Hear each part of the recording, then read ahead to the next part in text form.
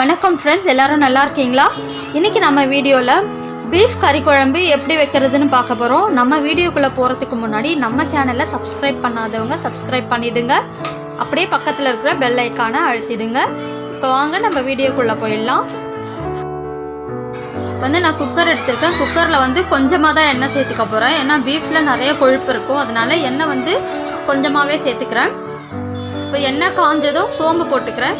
1 spoon சோம்பு போடுறேன். சோம்பு பொரிஞ்சதும் பட்டை லவங்கம் சேர்த்துக்கிறேன்.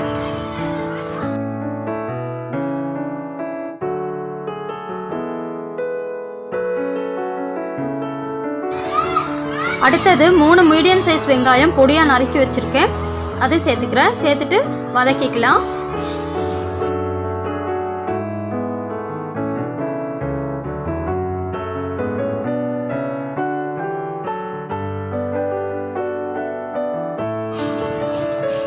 வெங்காயம் நல்லா வதங்கிடுச்சு. இப்போ தக்காளி சேர்த்துக்கிறேன். 3 தக்காளி சேர்த்துக்கிறேன்.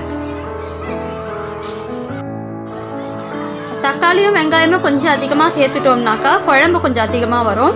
இப்போ நான் 1/2 கிலோ கறிக்கான அளவு தான் இப்போ சேர்த்துருக்கேன். இப்போ இஞ்சி பூண்டு பேஸ்ட் 2 ஸ்பூன் சேர்த்துக்கிறேன்.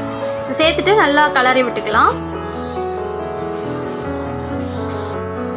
இந்த குழம்புக்கு தேவையான மசாலா இப்போ நம்ம அரைக்க போகிறோம். அதுலேயே நம்ம இஞ்சி பூண்டு சேர்த்து அரைக்கிறதுனால அரைச்சிக்கலாம். இப்போ என்கிட்ட பேஸ்ட் இருந்ததுனால நான் சேர்த்துக்கிறேன்.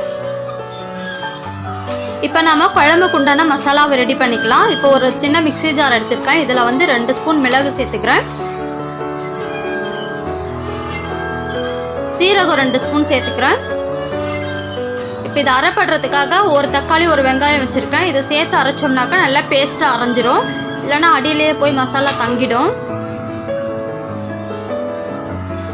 இப்போ இதை பேஸ்ட்டாக நல்லா அரைச்சிக்கலாம்.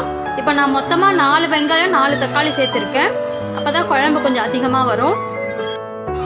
இப்போ இந்த தக்காளி வதங்கிறதுக்காக நான் மஞ்சள் தூளும் உப்பும் சேர்த்து வதக்கிக்கிறேன். தக்காளி வதங்கிறதுக்குள்ளே நம்ம மசாலா அரைச்சிட்டு வந்துடலாம்.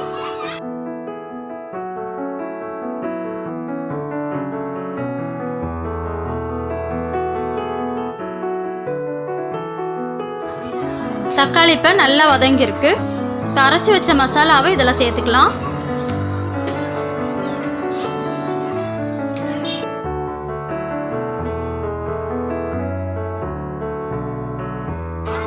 ஜாரில் இருக்கிற மசாலாவில் கொஞ்சம் தண்ணி ஊற்றி கலக்கி ஊற்றிக்கிறேன்.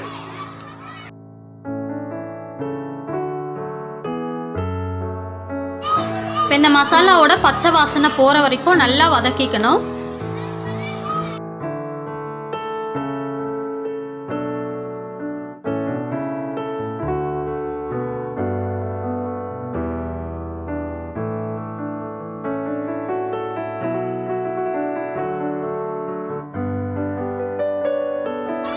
இந்த மசாலாவோட பச்சை வாடை போகிற வரைக்கும் நல்லா வதக்கிட்டேன். இப்போ குழம்பு மிளகாய்த்தூள் 3 ஸ்பூன் சேர்த்துக்கிறேன்.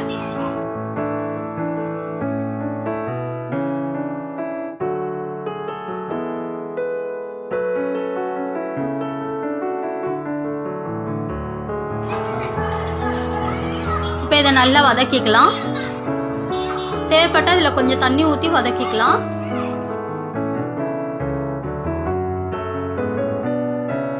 இப்போ இதில் நான் கொஞ்சமாக தண்ணி ஊற்றிக்கிறேன். ரொம்ப ட்ரையாக இருக்க மசாலா, அதனால் கொஞ்சமாக தண்ணி விட்டு வதக்கிக்கிறேன்.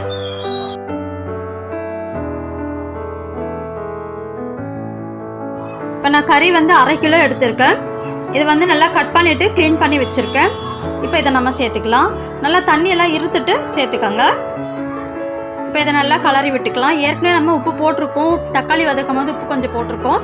இப்போ தேவையான அளவு போட்டுக்கலாம். இப்போ கொஞ்சமாக போட்டுக்கோங்க, பார்த்துட்டு உப்பு பார்த்துட்டு போட்டுக்கோங்க.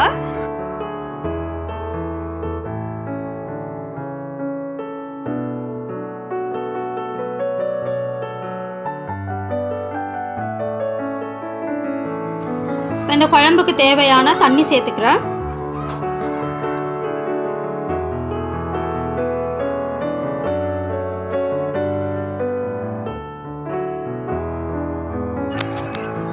இப்போ நான் ஏற்கனவே உப்பு பார்த்துட்டேன். இப்போ கொஞ்சம் உப்பு சேர்த்துக்கிறேன். தேவையான அளவு சேர்த்துருக்கேன். இப்போ இதை நல்லா கலரை விட்டுட்டு குக்கர் மூடி போட்டுட்டு 10 விசில் விடணும். பீஃப் வந்து வேகிறதுக்கு ரொம்ப நேரம் ஆகும், அதனால் 10 விசில் கண்டிப்பாக விடணும், அப்போ தான் நல்லா வேகும். இப்போ விசில் போட்டு விட்டுடுறேன்.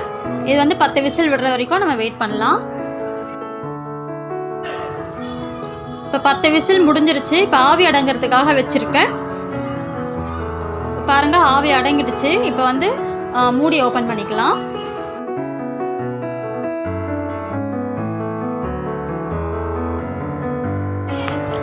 இப்போ பாருங்கள், குழம்பு ரெடி ஆகிடுச்சு. கறியெல்லாம் நல்லா சாஃப்டாக வெந்திருக்கும்.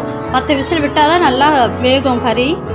பாருங்கள், எல்லாம் கலர்ஃபுல்லாக இருக்குது. பாருங்கள், நம்ம எண்ணெய் வந்து கம்மியாக தான் விட்டோம், ஏன்னா கறியில் வந்து நிறைய கொழுப்பு இருக்கும் பீஃபில். இப்போ வந்து கொத்தமல்லி கருவேப்பிலை தூவிக்கிறேன். இதை ஒரு கலக்கி விட்டுக்கிறேன். இந்த வீடியோ உங்களுக்கு ரொம்ப பிடிச்சிருக்கோன்னு நினைக்கிறேன். நீங்கள் குழந்தைங்களுக்கெலாம் இது ரொம்ப செஞ்சு கொடுக்கலாம். இப்போதுலேருந்து சூப் வச்சு கொடுக்கலாம். இதில் நிறைய சத்துக்கள் இருக்குது. இப்போ பீஃப் சாப்பிட்றவங்க இந்த மாதிரி செஞ்சு பாருங்கள். உங்களுக்கு இந்த வீடியோ பிடிச்சிருந்தா லைக் பண்ணுங்கள், ஷேர் பண்ணுங்கள், கமெண்ட் பண்ணுங்கள். மறக்காமல் சப்ஸ்கிரைப் பண்ணிவிடுங்க. தேங்க்யூ.